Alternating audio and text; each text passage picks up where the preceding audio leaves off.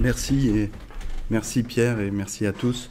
Voilà, la première chose, c'est que je ne sais pas si vous avez bien fait de me demander de venir et je ne sais pas si j'ai bien fait d'accepter.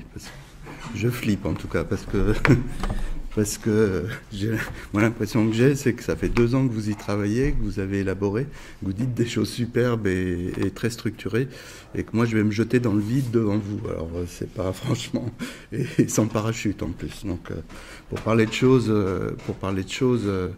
qui sont en plus de ça très peu stabilisées, et je me suis du coup permis de prendre un peu des libertés et des risques. Donc comme le titre pompeux dit conférence, je le prends au sens étymologique du terme, à dire on va le porter ensemble, hein, et pas moi tout seul à me lâcher dans le vide devant vous. Bon, une fois dit ça, donc c'est moins un propos théorique qu'une illustration, hein, c'est comme ça que je vous le propose, et une illustration par le biais d'un exercice assez récent que je vais commencer par expliquer, je vais dire très rapidement, parce que je ne suis pas là pour en faire la publicité, ce qu'est le HLPE et cet exercice d'identification des priorités internationales. Et puis après, je vais montrer en quoi on peut illustrer le propos des controverses et des coexistences. Mais juste avant, et très très rapidement, en revenant sur le mot de coexistence. Coexistence veut quand même dire, dans coexistence, il y a existence. Et il y a du coup l'implicite à reconnaître d'une diversité des choses. Et donc, à partir de ces deux choses-là, si on pense coexistence, en tout cas c'est comme ça que je m'y suis pris, j'ai essayé de repérer, sans repartir nécessairement des repères théoriques que tu as cités, mais de repérer certains moments clés de l'apparition et du traitement de la coexistence. L'un des premiers est bien, puisque je me centre sur le mot diversité, est bien l'affirmation de la biodiversité. Et la biodiversité, qui est peut-être pas le meilleur mot, hein, mais je pense qu'en réfléchissant au mot biodiversité, on voit bien la tension qu'il y a entre reconnaître une diversité, puisque c'est le mot, et en fait l'enjeu qui se cache derrière et qui n'est pas de reconnaître la diversité, mais qui est d'en faire quelque chose. Et l'affirmation de la biodiversité, c'est bien finalement se poser la question du maintien et de la coexistence de choses qui sont à côté de ce qu'on avait regardé jusqu'à maintenant. Et du coup, cette préoccupation dans le domaine biologique et écologique, elle s'est traduite, enfin, elle est née d'un sentiment d'agression, quelque part, d'une mise en cause de cette biodiversité pour faire quelque chose et la sauver, et elle s'est traduite, entre autres, peut-être un petit travers du côté de ma discipline, la géographie, mais elle s'est traduite entre autres par des dispositifs qui ont une expression spatiale. Et je pense bien évidemment aux aires protégées et à la mise en œuvre des aires protégées pour conserver la biodiversité, où je peux penser aussi au niveau global à la controverse et au débat qui a été généré sur land sparing, land sharing, hein, à savoir du côté, puisque la biodiversité est en cause, puisqu'elle est attaquée, et en particulier par l'agriculture, comment on gère la question de l'expansion agricole par rapport à cette menace, et comment on pense la forme d'organisation spatiale de l'agriculture, y compris au niveau mondial. Est-ce qu'on intensifie dans certaines zones pour prévenir la prophétie malthusienne, ou est-ce qu'au contraire on pense d'autres formes qui sont intégrées? C'est donc tout le débat, je ne vais pas être très très long sur land sparing, land sharing, qui est en train de se dépasser quand même aujourd'hui.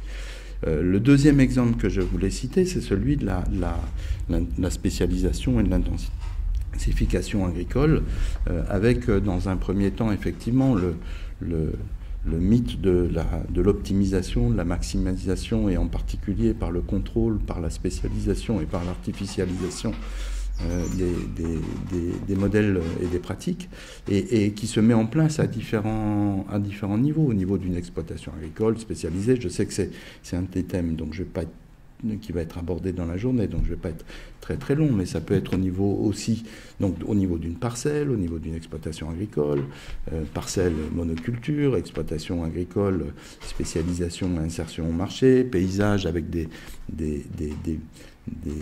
des zones liées au potentiel, entre guillemets, je le dis volontairement de manière à critiquer, hein, ou alors des bassins de production en spécialisation.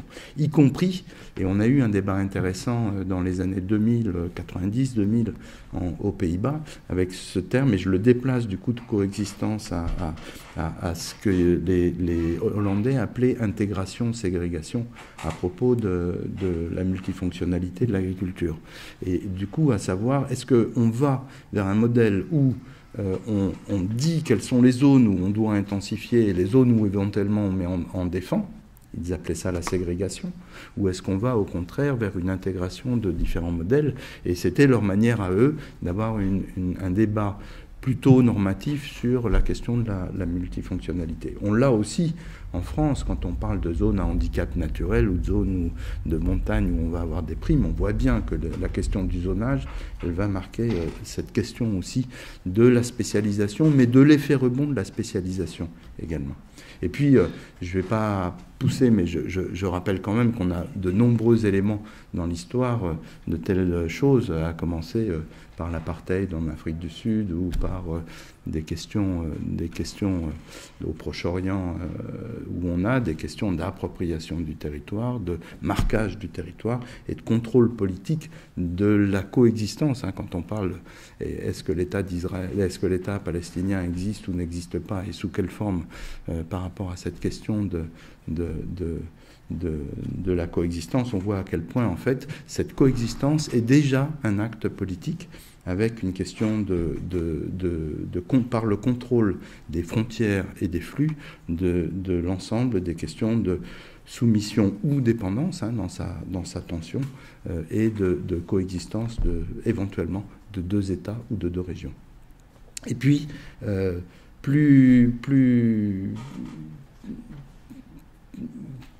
si je passe, une fois que j'ai posé cette question de la coexistence, si je la revois sous l'angle finalement comment elle émerge, comment elle est née et comment cette question ségrégation ou intégration, si je déplace le propos à jouer, en fait elle est née essentiellement à partir comme réaction, je le dirais comme réaction à un modèle de spécialisation et de négation de cette coexistence. Elle naît à partir du moment où, finalement, par rapport à un modèle qu'on estime dominant, l'effet, le côté entraînant, on le voit bien sur certains modèles de développement agricole qui ont pu être promus, où la différenciation se met en place parce que le modèle dominant ne joue plus l'effet entraînant qu'on attend de lui.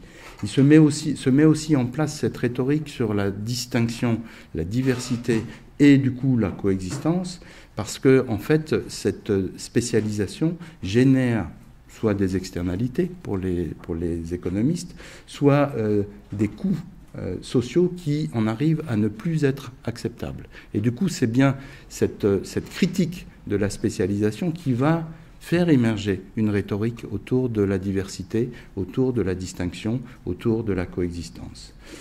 Et avec une hypothèse traduite en win-win-win ou traduite en coexistence, co-construction, et je reviendrai en conclusion sur cette chose-là, que finalement, faire exister différents systèmes les uns à côté des autres est plus prometteur et plus fécond que d'avoir des choses distinctes et ségrégées dans l'espace. Et qu'on a avec la coexistence, c'est un petit peu l'hypothèse de fond, on a avec la coexistence, et que je critiquerai un petit peu à la fin, on a finalement quelque chose qui serait plus porteur, moins coûteux à une échelle plus globale et plus générale, et porteur de résilience. Donc on passe de quelque chose qui est très structurel, comment on reconnaît la diversité, comment on reconnaît la coexistence et comment on organise pour que les deux existent, à quelque chose qui est beaucoup plus fonctionnel, de miser sur les flux, sur les complémentarités, sur les synergies et sur les effets induits. On l'a, et c'est le dernier exemple que je donnerai avant de passer à l'illustration, on a vu très bien émerger dans les activités du CIRAD cette question-là au moment de l'année internationale des agricultures familiales, où on était parti de l'affirmation, et c'est, je pense, un bon exemple de la manière dont une rhétorique se construit et dont elle évolue. On parle de l'affirmation politique de l'existence des agricultures familiales comme alternative à un modèle dominant, et puis plus on creuse, plus on voit que la coexistence amène à le penser autrement, à transcender cette dualité, et du coup, Pierre-Marie est là, mais Pierre-Marie, Jean-Michel Souriceau, Pierre-Marie Bosc, Jean-Michel Souriceau ont bien montré en fait comment on avait un continuum et comment se construisaient ces interactions et ces diversités. Alors maintenant, je me prête à l'exercice, voilà, je me prête à l'exercice, qui est de dire, dans l'identification des priorités au niveau international sur les critical and emerging issues, désolé, des fois je vais un peu parler en anglais, c'est pas par snobisme, c'est juste parce que ça me vient plus naturellement qu'en traduction. Et comment on a vu émerger cette question on voit cette question des dualités de la coexistence. Le HLPE a été mis en place en 2010, donc c'est très jeune, avec comme directement dépendant du Comité de sécurité alimentaire des Nations Unies, avec dans le texte 3 fonctions essentielles. 1, décrire l'état actuel de la sécurité alimentaire, je passerai très vite, c'est surtout les instances onusiennes qui le font. Deuxièmement, sur des questions très précises qui font controverse et qui portent à enjeu qu'est-ce qu'on sait, qu'est-ce qu'on ne sait pas, comment on alimente le débat et comment on construit à partir de ces controverses un dialogue politique. Et puis le troisième, qui est quels sont ces problèmes d'apparition récente ou d'importance qui méritent justement qu'on passe au point 2. Au traitement sous la forme de comment on rencontre des controverses. Donc il est né en 2010, ce HLPE, d'une redécouverte du fait que les questions de sécurité alimentaire n'étaient pas complètement résolues, et pas uniquement sous la question de la faim. Il est né également d'une volonté, je ne sais pas si on peut lire, non ? La diversité des opinions. Voilà, alors coexistence, diversité des opinions. On arrive à lire les textes ou pas ? Non. Donc, quelle est votre opinion sur la pénurie d'aliments dans le monde ? Le premier à gauche dit c'est quoi les aliments ? Le deuxième, c'est quoi la pénurie ? Le troisième, c'est quoi le reste du monde ? Et le quatrième, c'est quoi une opinion ? Et donc, voilà, le HLPE a pour, en synthétisant très vite, a pour enjeu de mettre en place les mécanismes qui permettent de poser sur la table la diversité des opinions et d'alimenter un débat politique. Donc on travaille sur 3 pas de temps. Le premier, le comité de sécurité alimentaire émet une requête et le HLPE travaille sur un point particulier. Donc par exemple, tout chaud, si quelqu'un veut voir à quoi ça ressemble, mais ce n'est pas le but de la présentation, le rapport sur les forêts et la sécurité alimentaire qui a été lancé hier. Le deuxième, c'est on a un programme de travail pluriannuel qui permet de dire on va traiter dans 6 mois de la nutrition, dans 2 ans des partenariats publics-privés, dans 3 ans de l'agroécologie. Et puis le dernier pas de temps, c'est de faire l'agenda international bien en amont et de montrer en quoi, quels sont ces points critiques et émergents qui méritent traitement sous la forme des controverses. Et on a donc mes prédécesseurs, élaboré une première note sur ces critical and emerging issues en 2014, qui entre autres définissait ce qui est critical et ce qui est emerging. Critical, c'est quelque chose qui influence l'état de la sécurité alimentaire, et emerging, c'est quelque chose qui peut devenir critical dans le futur. Et l'ensemble des rapports du HLPE commence à constituer une image globale de ce qui joue en termes de facteurs sur la sécurité alimentaire mondiale. Donc on a reçu en août l'année dernière une requête du comité de sécurité alimentaire de renouveler l'exercice et d'identifier ce que sont ces critical and emerging issues pour les années à venir. Et on a produit le 27 avril dernier une note que vous pouvez télécharger. C'est un petit document. On l'a fait grâce à une très large consultation publique, une synthèse par le secrétariat du HLPE basée sur un certain nombre de critères.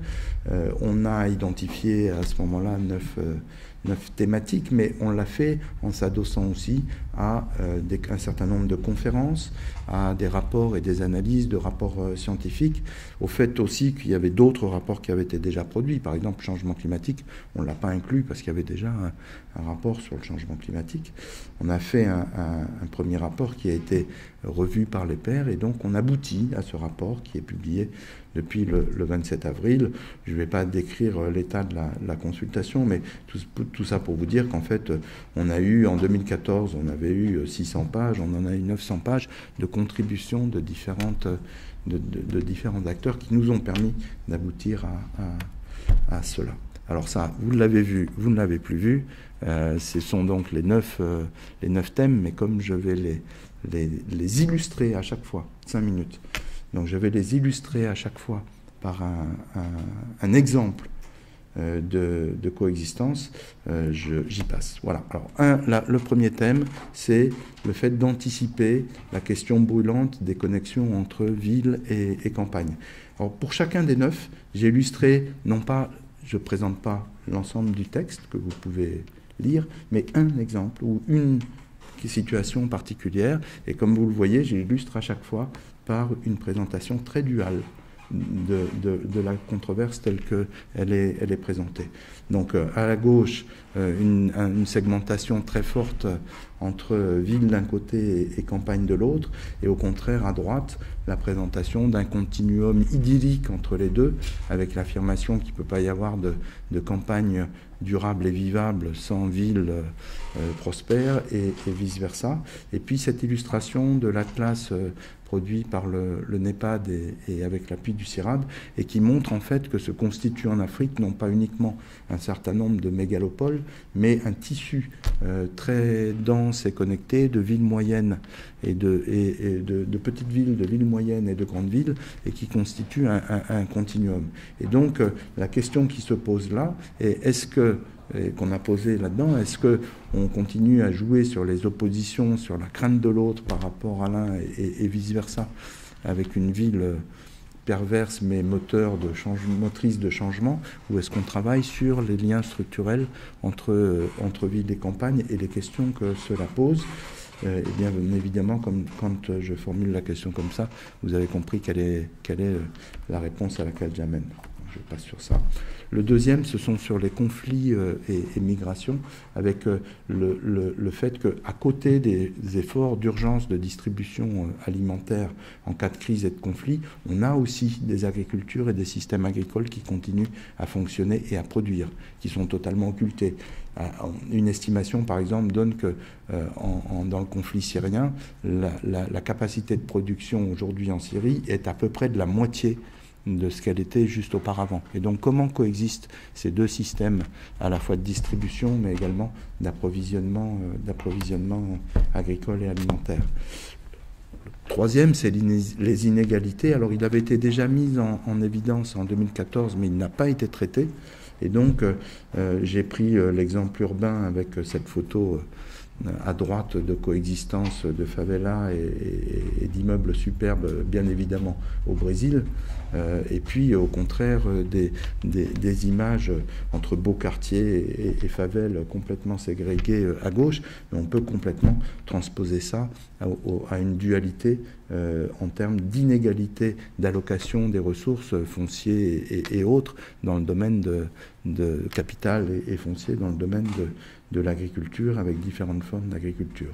Et donc comment on traite cette question d'inégalité pour qu'elle ne soit pas uniquement une question structurelle liée à des considérations éthiques, mais qu'elle soit également, que ces liens-là soient également transformateurs pour l'ensemble.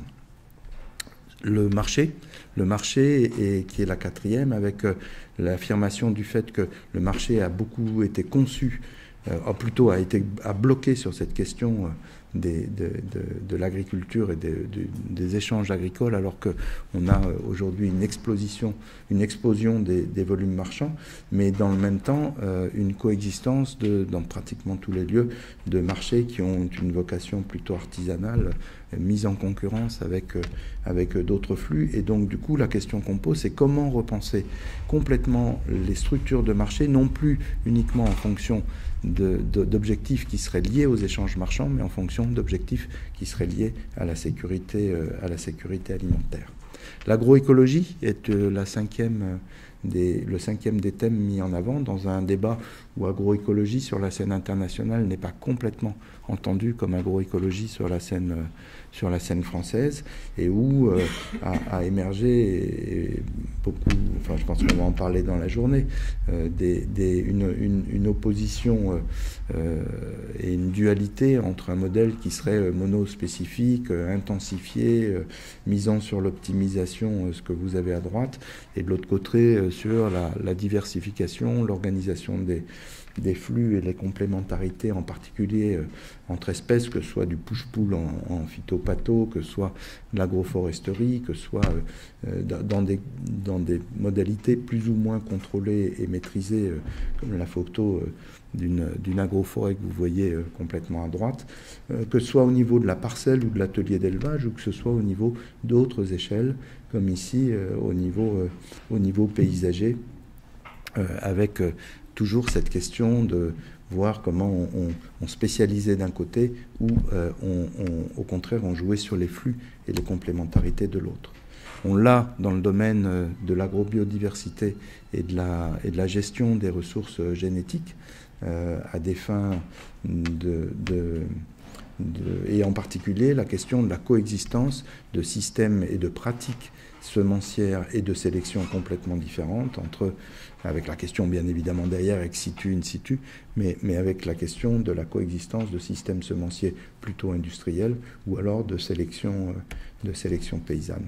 La septième point est lié aux questions de sûreté alimentaire et avec la question de savoir si finalement par rapport, je l'ai illustré là parce que je savais qu'il y avait des gens qui aimaient bien le fromage et le fromage artisanal dans la salle, donc je l'ai illustré avec la question de savoir est-ce que les risques sanitaires sont plus importants avec des chaînes industrielles telles que illustrées à gauche, ou alors avec du fromage artisanal vendu à l'étal à droite. Le huitième, sont toutes les controverses à propos du changement technique et de la promotion du changement technique comme moteur d'une société meilleure, plus juste. Et du coup, par rapport à ce changement technique, l'ensemble des controverses qui se mettent en place, à la fois avec une certaine suspicion par rapport au savoir scientifique et à ses usages et aux effets différenciateurs qu'il provoque, et la mise en avant de formes de connaissances dites traditionnelles, dites indigènes. Vous voyez à droite des échanges et débats dans le cadre de l'université paysanne au Brésil. Et le dernier est celui de la gouvernance. Alors là, c'est un peu tiré par les cheveux comme illustration, mais de la gouvernance des systèmes alimentaires. Et j'en ai pour 2 minutes, ça va? C'est bon? Hein? De la gouvernance des systèmes alimentaires, où en fait l'ensemble des transformations qui sont générées, des transformations à générer, reposent sur la capacité d'innovation, mais d'innovation à différentes échelles, et pas uniquement de la part d'agriculteurs. Donc de pouvoir à la fois construire de manière à réunir les différentes parties prenantes, c'est l'illustration à gauche, de co-construire des dispositifs d'incitation, des dispositifs d'innovation qui permettent de transformer vers une amélioration, en tout cas pour ce qui concerne le HLPE, de la sécurité alimentaire internationale, mais sans nécessairement reposer, c'est ma figure de droite un peu tirée par les cheveux, sans nécessairement reposer sur la solution passe-partout, univoque, et pour laquelle il suffirait de changer d'échelle pour qu'elle soit adoptée en tout lieu, en toutes circonstances, à partir d'une réplication à l'identique de ce qui se fait et promu par un seul acteur. Et donc vous voyez bien ce qui peut se passer si on retire l'échelle. Le plafond risque de pas réellement se peindre comme il faut. Donc par rapport à tout ça, voilà les 9 thèmes remis si éventuellement il y avait un débat, mais je voudrais revenir un petit peu plus de manière transversale sur mon introduction et sur cette illustration, avec juste quelques mots de conclusion, mais plus qu'une conclusion, c'est plutôt une ouverture. Vous avez vu que j'ai volontairement été dans le dual, et c'est bien évidemment pas le dual qui est intéressant ici, et Pierre l'a très bien dit. C'est en fait en quoi le dual qui naît de l'affirmation de l'existence d'autre chose pose des questions par rapport au continuum, pose des questions par rapport à la coexistence, et en quoi le fait, l'existence n'est pas existence autrement que comme un fait stylisé qu'on nomme à un moment donné. Et donc en quoi ce passage, par le fait de nommer, par le fait de reconnaître une alternative, par le fait de le faire exister. J'ai repris l'exemple donc de l'agriculture patronale par rapport aux agricultures familiales, c'est celui que je donnais en introduction, permettait d'instruire un débat qui était un débat fécond. Le deuxième, c'est que finalement, tout ça dépend quand même, et là c'est aussi un petit peu le travers de géographe, c'est dépend aussi de l'échelle à laquelle on l'organise, on l'observe, parce que ce qui est hétérogène à une échelle donnée peut être totalement homogène à une autre échelle, et du coup la question de cette observation renvoie aussi à une question beaucoup plus, enfin, que je mettrais bien volontiers en débat aujourd'hui, qui est celle de quelle échelle appropriée pour la gestion, quel niveau d'organisation approprié pour la gestion, et comment on joue sur différents niveaux d'organisation pour gérer, pour décider, pour faire coexister ou non à différents niveaux.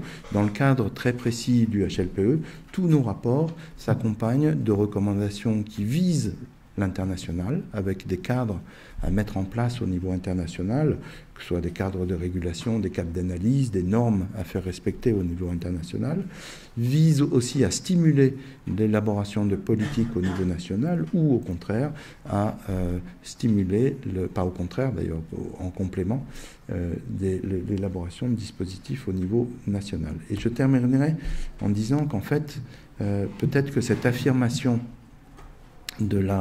au-delà de la diversité à reconnaître, de la coexistence à affirmer, et du continuum, ou plutôt la dualité à effacer par un continuum, tout ça renvoie quand même à un certain nombre de rhétoriques différentes d'un point de vue politique, et qui appellent à se poser la question non pas uniquement de la coexistence, mais de ce qu'on veut faire de la coexistence en termes de projet politique.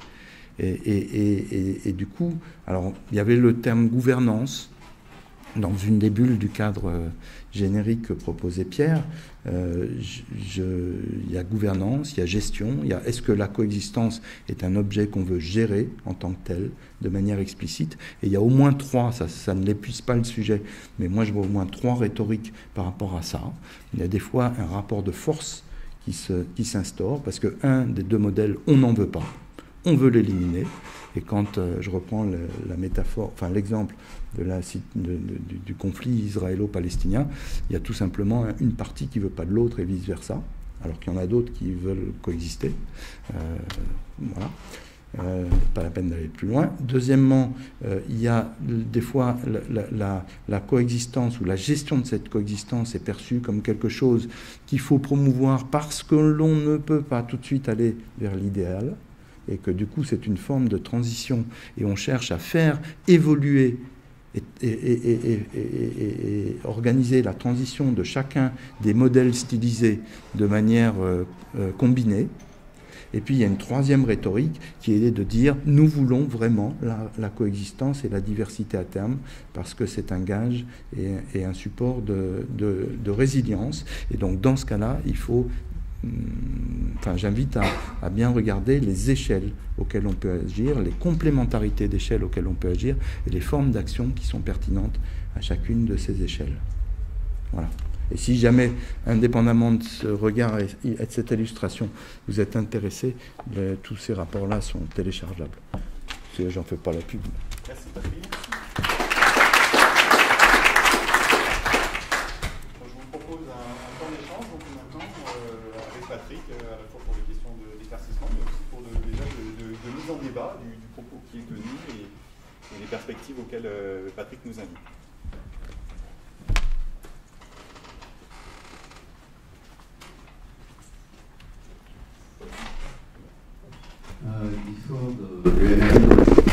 J'aurais une question. Est-ce que le mot coexistence, le concept coexistence est pris en compte dans les débats internationaux? Est-ce que la inexistence en soi, tu as fait une déclinaison par rapport aux débats internationaux, voilà comment on pourrait traiter la coexistence. Moi j'ai envie de envoyer la question. Est-ce que la coexistence en elle-même est objet de débat et fait objet de controverses au niveau international? Pas de manière, la réponse est simple, pas de manière explicite. Et par contre, on voit bien le positionnement, là je me déplace un petit peu, on voit bien le positionnement d'acteurs, le positionnement marqué de différents acteurs. Et on est au CSA sur une enceinte très politique, intergouvernementale. Alors, elle a évolué dans sa réforme de 2010. Un des points majeurs a été d'avoir créé ce panel d'experts de haut niveau. Un autre point, c'était d'avoir ouvert l'intergouvernemental au-delà de l'intergouvernemental. C'est-à-dire il y a une représentation de la société civile très organisée qui consulte dans chacun des pays. Et il y a une représentation aussi du secteur privé. Civil Society Mechanism, Private Sector Mechanism, mais il y a aussi d'autres acteurs qui interviennent. Nicolas a observé tout cela pendant de nombreuses années. Il pourra éventuellement compléter, mais la coexistence n'est pas un enjeu de débat. Par contre, les rhétoriques que j'ai posées sur la table, on les voit bien s'exprimer par différents acteurs dans ce jeu politique et dans ce jeu de négociation. Je pense que l'un des points vraiment clés sur lequel il s'exprime, c'est l'affirmation d'une approche par les droits. C'est-à-dire que pour certains, l'approche par les droits, que ce soit le droit à l'alimentation, le droit à l'accès aux ressources, n'est pas quelque chose de négociable ni d'aliénable. Il se surimpose à toutes les autres approches. Et c'est en particulier l'affirmation, donc c'est de plus en plus affirmé dans l'ensemble des textes qui sont produits au sein du CSA. C'est une affirmation aussi très forte de la part des organisations de la société civile. Pour d'autres, ce ne sera pas forcément le cas. Et on verra s'exprimer des possibilités de dire l'important est que le marché puisse jouer un rôle d'entraînement, quitte à ne pas être préjudiciable aux droits des populations, même pas aux droits, quitte à ne pas être préjudiciable à la situation des populations vulnérables. Et vous voyez bien que ce qui s'exprime donc là, soit des oppositions, soit au contraire, pour certains acteurs, l'affirmation de trajectoires hybrides à promouvoir. Question. Oui, moi j'avais une question, tu disais, Martine Napoléon, donc tu parles de trajectoire hybride à promouvoir, tu disais, tu as posé la question de l'échelle appropriée pour la gestion, et du coup ça me renvoie à votre niveau de chercheur. De votre point de vue au HLPE, comment accompagner ces réflexions en tant que chercheur? Est-ce qu'il y a des réponses à donner? Est-ce qu'il y a des capacités de contribuer à aider les acteurs à répondre eux-mêmes à ces questions-là? Et donc j'aurais voulu ton point de vue sur la place de la recherche et à cette référence d'échelle par rapport à vos questionnements. Peut-être trois éléments de réponse. Le premier, c'est à défaut de la recherche uniquement, parce que dans le HLPE, toutes les formes de connaissances sont mises en avant. Bien sûr, il y a une asymétrie dans la capacité à mobiliser les résultats qui ont été publiés par rapport au savoir traditionnel. On n'a pas la même capacité de saisir tout ça, ça c'est sûr. Je le dis de point de vue plutôt autocritique. Mais c'est quand même assez fort, l'acte qui a été décidé en créant le HLPE, de dire en fait, la connaissance et le savoir est à la base de la négociation politique. Ça aussi, ça je le dis avec beaucoup de précaution et je pousse le bouchon en le disant comme ça, parce que bien évidemment, on ne tombe pas non plus de l'autre côté du cheval en disant que la science aurait les solutions ou pourrait prescrire ou pourrait être normative. C'est pas du tout le but, mais le geste politique de la part du CSA de dire on s'appuie sur les communautés scientifiques pour instancier le débat politique est quelque chose d'assez rare. Je pense que d'une certaine manière, l'exemple que tout le monde avait en tête sans reproduire la machinerie, c'était le GIEC. Et la capacité du GIEC finalement à générer quelque chose qui soit le point de départ d'une négociation politique. Toute proportion gardée par rapport au HLPE. Donc ça, c'est la première chose. La deuxième chose, c'est que on est souvent... Le HLPE ne produit pas de la science, hein. Donc il puise et il met en regard les différentes sources de connaissances et ne, bon, comme je l'ai dit, ne prescrit pas, ne conclut pas, mais le premier président du HLPE disait notre rôle, c'est d'arriver par rapport à ce que l'on sait, à ce que l'on a en accès, à comprendre pourquoi les différentes parties prenantes sont en désaccord. Donc à poser par la connaissance, à poser les raisons des désaccords sur la table. En allant un petit peu plus loin, je dirais, c'est non seulement poser les raisons des désaccords, mais c'est du coup arriver à se mettre d'accord sur les désaccords pour éventuellement, après dans la sphère politique, à passer à un désaccord sur l'accord et éventuellement finalement un accord sur l'accord. Mais après, on échappe et on va dans la sphère politique. Mais du coup, on voit bien que au sein du panel, on n'est généralement pas d'accord sur tout. Avec, en peer review, on voit bien s'exprimer également des controverses. Et donc, quand on est dans une situation comme celle-là, on pose les différents points de vue et les différents arguments des uns et des autres dans les rapports. Ça s'est très clairement exprimé à propos de l'agroécologie dans le rapport précédent, sur un rapport un peu hybride sur Sustainable Agriculture for Development, y compris le rôle de l'élevage. Donc on était plus sur l'élevage, mais on voyait bien que sur cette question de l'agroécologie, d'où notre insistance à le remettre dans les questions à traiter, on avait des pensées, des rationalités différentes. Donc on a mis ça sur la table en tant que tel, pour instruire le débat. Le troisième point, je l'arrête. Non? Mais je ne m'en rappelle plus de toute façon. Non, je pourrais me rappeler. Ok. Juste très rapidement, la dernière question. Oui, juste une remarque par rapport à Pierre-Marie Gosse. Une remarque par rapport à la présentation de Patrick, c'est effectivement que le HLPE représente un sacré challenge, une espèce de pavé ou de poil à gratter au niveau du CSA et de la FAO, qui ont effectivement la légitimité institutionnelle pour instruire des questions sur l'alimentation de l'agriculture, mais en même temps qui sont des enceintes éminemment politiques où les mots ont leur signification.